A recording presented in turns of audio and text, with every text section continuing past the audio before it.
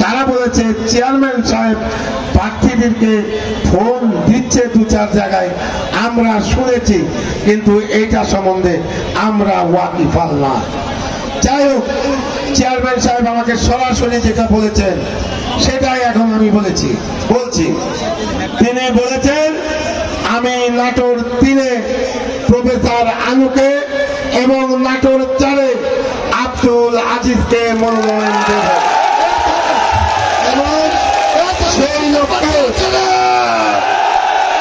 আমি তাদেরকে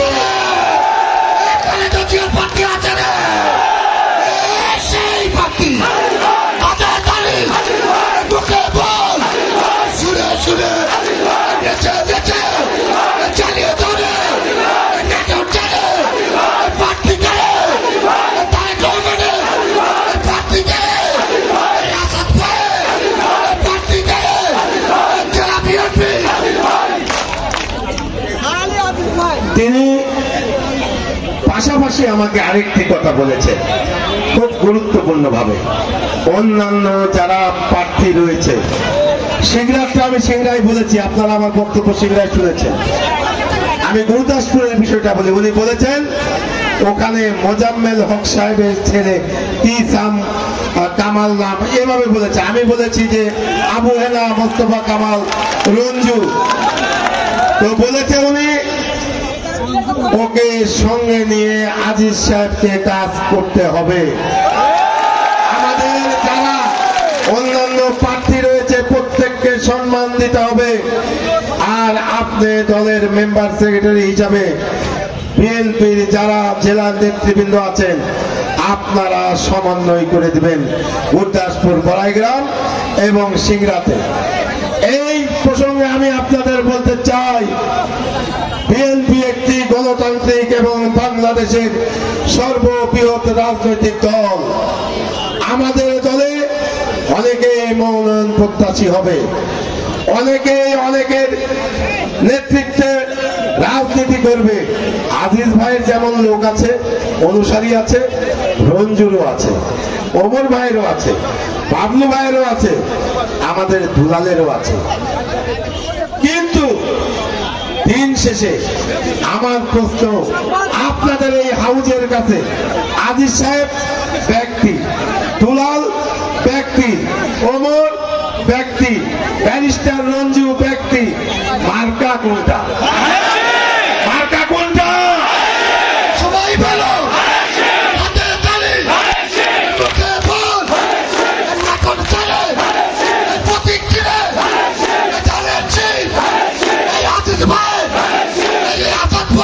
পরিষ্কার মেসেজ শুনে নিন।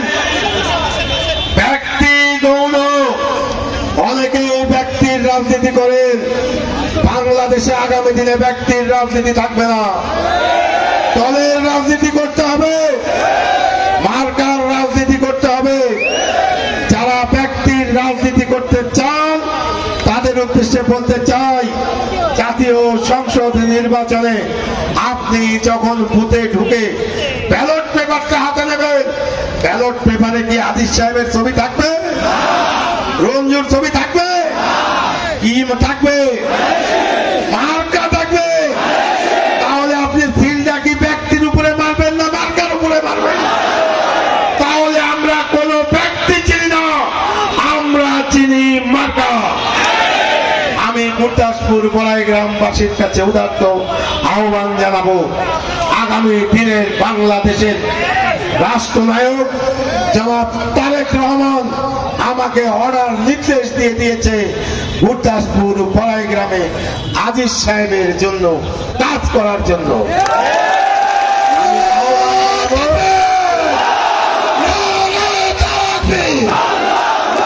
আমরা সবাই জিয়ার ছিল, আমরা সবাই তারেক ছিল। আমি আহ্বান জানাবো ঐক্যবদ্ধ থাকবেন। আগামী দিনে দল যদি আপনারা তাদেরকে নির্বাচিত করে সংসদে পাঠাতে পারেন, মহান আল্লাহ পাকের ইচ্ছায় আমরা যদি রাষ্ট্রীয় ক্ষমতায় যাই, উপজেলা পরিষদ আছে, পৌরসভার মেয়র আছে, ইউনিয়ন পরিষদের চেয়ারম্যান আছে, বিভিন্ন প্রতিষ্ঠানে অনেক জায়গা অনেক ক্ষেত্র বেরোবে, সবাই সম্মানিত হবেন। আর দল যদি হেরে যায়, ক্ষমতায় যদি না যেতে পারেন, তাহলে আরো কোনো হেডামার থাকবে না। তাই সবার আগে প্রয়োজন ধানের শীষকে বিজয়ী করে রাষ্ট্রীয় ক্ষমতায় আমাদের যেতে হবে। আমি বলতে চাই, গত 3-4 দিন আগে আমাদের বনপাড়াতে জামাতের সহকারী সেক্রেটারি জেনারেল জনাব রফিকুল ইসলাম সাহেব কিছু কথা বলে গেছেন। তিনি আকারে ইঙ্গিতে আমাদের কিছু তুচ্ছ তাচ্ছিল্য করেছেন। তিনি বোঝাতে চেয়েছেন যে তারা 4টি বিশ্ববিদ্যালয়ে বিজয়ী হয়ে রাষ্ট্র বিজয় করে ফেলেছে। আমি জামাতের বন্ধুদের বলতে চাই, ওই লুঙ্গির নিচে থেকে ছাত্রলীগ হয়ে থেকে আজকে হঠাৎ করে জামাত শিবির বের হয়ে গিয়ে রাকসু আর চাকসু আর আপনার ওই চাবিতে নির্বাচিত হয়ে সারা দেশে নির্বাচিত হয়ে যাবে, অত সহজ না, অত সহজ না। আপনাদের দলের যে প্রধান আছে আমির সাহেব, আমাদের প্রার্থী পায় 78,000, আর আপনাদের আমির ভোট পেয়েছে ওই মৌলভীবাজারে 12,000। এর জন্যই আপনারা পেয়ার করেন। আপনাদের জাতীয় নেতাদের একটি আসনও নিশ্চিত নয় বিজয়ের জন্য। এর জন্য আপনারা চান পেয়ারের মাধ্যমে যদি কিছু ভোট পেয়ে ওই মৌলভীবাজারের লোককে যদি নাটোরে দিয়ে এমপি বানাতে পারেন, তাহলে আপনাদের খায়েশ পূর্ণ হয়। আমরা পেয়ার বুঝি না, আমরা বুঝি পেয়ার নির্বাচনে দেশে হবে। ওই নির্বাচনে এদেশের আপামর জনসাধারণকে সঙ্গে নিয়ে আমরা ইনশাআল্লাহ বিজয়ের দ্বারে আমরা পৌঁছে যাব। আপনারা ঐক্যবদ্ধ থাকবেন, বিভ্রান্ত হবেন না। ব্যক্তি ভালোবাসা থাকুক, অসুবিধা নাই, কিন্তু এটার ভালোবাসা ভাগ করার কোন সুযোগ নেই।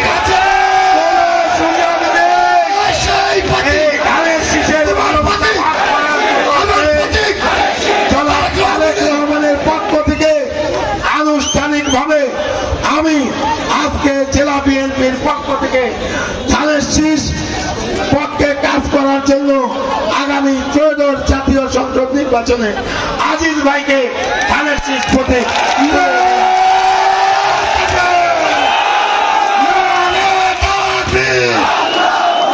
প্রতীক আছে না,